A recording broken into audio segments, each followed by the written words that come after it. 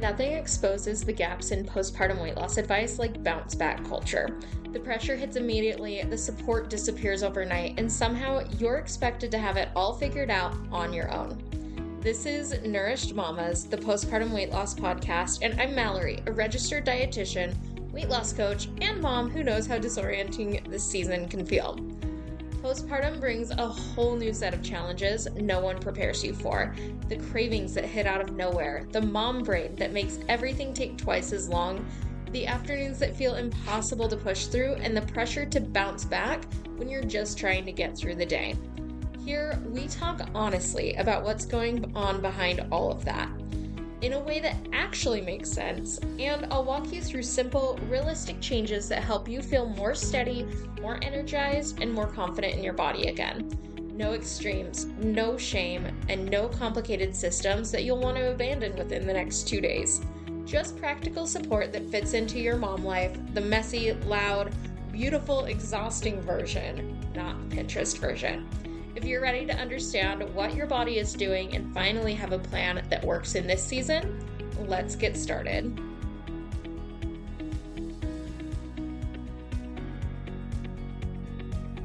Hi there, welcome back to the Nourished Mamas podcast. I have a super fun episode planned out for you guys today, and we're really digging into something that keeps coming up in my conversations with clients.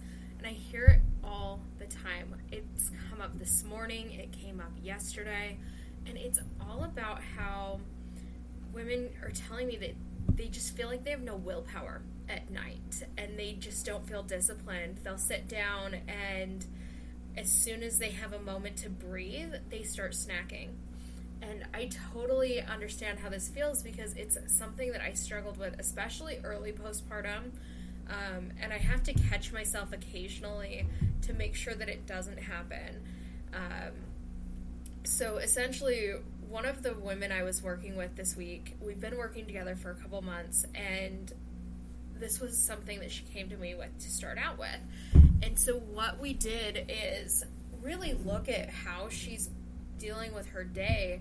And this is a woman who works full-time, very sporadic shifts, never knows exactly how the day is going to line up, starts very early in the morning, sometimes her shifts go very long, and then there's going home and contending with family who wants to do movie nights and enjoy their time together.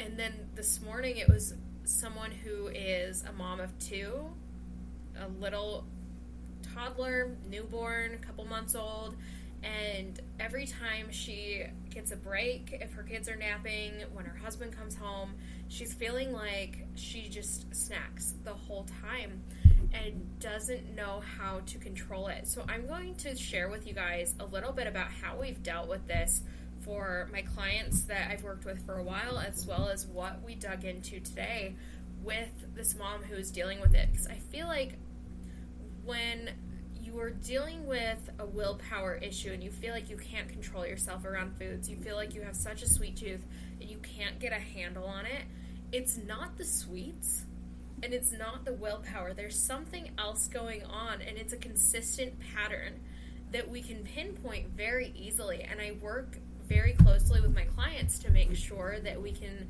individualize it and make sure that it is what they're dealing with specifically.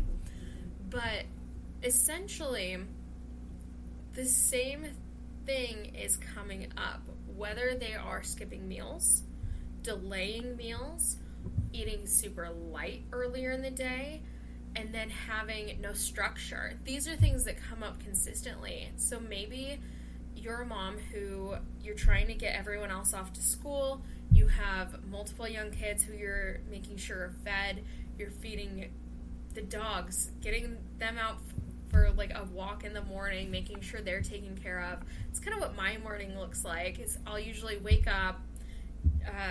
I do a little bit of self-care first thing in the morning. I take a half an hour for myself because otherwise I will not have the patience for anything.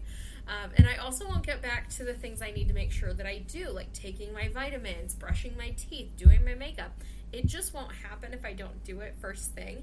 So I start with myself, And then I go to my dog. We go out for about a 10-minute walk, make sure she's done all her business. And then by the time we're back, if my husband hasn't already gotten our 2-year-old out of bed, then I'll go do that. Because usually by that time he's awake and needs to get up and get ready for the day as well. But most of the women that I'm talking to have similar stuff they're doing. But instead of having that me time in the morning, usually what it looks like is they wake up because their kids are awake, and so their whole day starts behind, and it's really, really easy to fall into this. I was talking to a mom of 5 a couple weeks ago, and so her schedule, very hectic. She has to make sure that her children are either off to school, dropped off at daycare, whatever in her lineup to make sure her kids are taken care of. So she starts the day making sure they're fed, making sure they have their lunches ready to go, all of the things for her children. And she and I came to this realization of she doesn't eat until after they've gone to school. She's done drop off, and by that time she's been up since 6 and hasn't eaten until 11 or noon. Super common. And what did she tell me? That she has no willpower at night around sweets. So it doesn't surprise me when moms say this, because I hear it all the time. But what does surprise me is how much pushback I get on sharing that the biggest thing is that you're underfueled and you're overextended. You're not taking care of your own needs.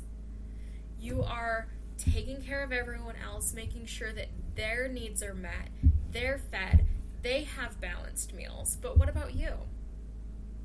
What are you doing for yourself to make sure that you have a full meal in the morning?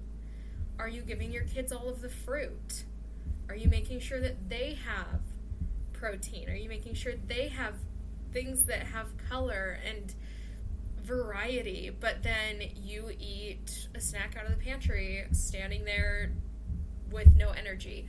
Like, what does your day look like? Are you starting the day behind where you are already like dealing with their schedules, and that's the first thing you think of when you wake up in the morning, versus taking care of your own needs to make sure that you can then take care of them and have the patience and the energy to do it? So honestly, what we need to do is look at what your day looks like, and you and I can dig into this if you want coaching on it. I have a brand new container. It's an app that I've been working on, and it's all in one place, and we can talk it out. Even if you're just curious, like, hey, Mallory, what is causing my energy crashes? Send me a message on Instagram or an email, and we can start troubleshooting, and I can share with you what is going to really work best for you specifically, and we can start to personalize it. But let's go with the mom of 5. So what we ended up doing is making sure she took time for breakfast. And a huge part of this required a mindset shift. It wasn't even just the breakfast, making sure that she found time to make her, I think we decided on egg bites and overnight oats. So something that she could have ready to go, on hand, easy to grab when she's on the way out the door. But it wasn't even that was the challenge. It was that she wasn't doing it because she was putting her needs last. And so that mindset shift is the first thing that you need, is that you can eat full meals. You can take care of yourself. If you're not taken care of, you're going to have a much, much harder time in the evening. You're going to feel like you have no control. You're going to feel like you have no willpower because you didn't eat enough. So we planned out meals that she could actually eat during that chaos. We looked for things that were going to work, that she could make once and eat multiple times throughout the week. And we took the thinking out of it. So she has 2 meals that she can try, and it was really that figuring it out together, pinpointing what's going to work, when are you going to do it, and writing it down. And so I do this too. I have to make sure that my meals are planned out. To give an example, my husband brought home a chocolate cake this week because he wanted dessert. And so it's this huge thing. It's not even that good. It's the downside of the bakeries where we live, is the grocery store bakeries are just not very good. And so he wanted this chocolate cake. He was expecting something really tasty, and he's bringing it home. And I didn't have it that night, but I did have it for breakfast the next day. Because for whatever reason, I was brought up with breakfast being like the one you can get away with the most. Like, I think in my dad's mind especially, like, this was something that he kind of taught us, is that having sweets for breakfast meant that he didn't get heartburn, so that's when he did that. And so that's kind of something that I internalized. So I had the cake for breakfast, and by 1 p.m. I knew I had made a huge mistake. I knew I made a mistake earlier than that because I am a bit touchy with sugar. So I was getting a headache. I didn't have any protein with that meal, and I was still craving sweets all day long because I did not eat enough of the right things. And so it just became such a challenge for me. And I'm chasing my toddler around, trying to keep him away from the dog, trying to keep him out of my office where he somehow spread kinetic sand all over my office. Like, it is a mess. But there's just so many things going on. And so I have had to make sure that I'm eating, and if I don't, I can feel it. I regretted it very quickly and had to course correct partially through the day so that by the end of the night I wasn't just like scavenging the pantry, essentially. So what's not going to work is trying to be good all day, skipping meals, especially breakfast and lunch. Those are what you want to front load. Waiting until you're starving, huge thing that backfires. And then relying on willpower at the most exhausting point of your day. This is where we're going wrong. So night eating isn't the problem. It is a symptom of and a signal of what's going on earlier.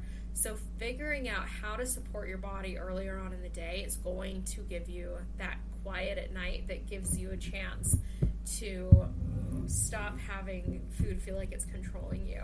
So just to give you an idea, I was chatting yesterday with my client who has a very busy schedule, and we've really worked toward finding meals that are going to work for her at work. And it's been a huge shift for her. She told me that even on her 12-hour days, she still has energy to be able to go home and have a real meal and not just end up sitting in the living room watching TV, scarfing down food. And besides the energy, she feels like she can control her decisions. They're very well planned out, and it has nothing to do with using willpower. She's not forcing it. And that's the thing, is we try and force things so much. And so after just a little while of working together, we've really pinpointed a system that's working. So this is what I help my clients build. A way of eating that's going to fit your life, whether you're working long shifts, whether you're postpartum, chasing kids, or all of the above. I definitely fall into the all of the above category. And so it's honestly what I've wanted to build out for a long time and have a coaching container where everything's all in one place. So even if you're not postpartum but you're looking for weight loss, this is something that I can help you with. And it includes an app with support, meal plans that come out weekly, structure, and I give you all of the tools you need to not overthink. One of my favorite of all time that I've been able to do, because I'm very much in the AI, ChatGPT is very functional as a tool kind of mindset, and I have developed something for my clients that I cannot wait to share with you guys more about it. But it's essentially a dietitian in your back pocket. So you can use the chat feature in AI in the GPT that I built, which is essentially just like a meal planner. It's my brain dumped out for you. So you can say, I need meal planning ideas for this, and this. So breakfast, lunch, dinner. Here's the ingredients I have. And it's going to use my framework to build out your meals so that you have energy throughout the day. And it will also prompt you like, this might not have enough protein. Here's how you can add it. And so it's a really, really cool feature that I haven't seen as an addition before, because I'm kind of on the cutting edge of using AI for most things, but this has been something that's been really, really fun to develop, and I'm so thrilled that I get to release it soon. It's coming out with the meal planning part of things. So if you don't want the full coaching, you don't want the full support, but you do want a meal plan and a way to really customize it. So I've done the thinking for you, but you can also take the meals in there and tweak it to your preferences using my meal planning assistant. Super easy. I walk you through the whole process. So if you've never used ChatGPT before, it walks you through it. You can use the free version with that plan. So if that's something you're interested in, send me a DM. If you're looking for more coaching and more true feedback and working together to make sure things are like personalized to you, then I'd love to hear from you. I'd love to hear more about your goals, what you're struggling with. So go ahead and send me a DM over on Instagram at the postpartum dietitian, at the.postpartum.dietitian. I'll link it below. But you can send me a message there. Tell me what you're working on. Tell me what your goals are, and we can find a place that works best for you in this new program that I've been building out on my new app. So I'm super excited to talk to you guys more about it and learn what you are working toward in your own life. Okay, talk soon, and I will see you in the next episode.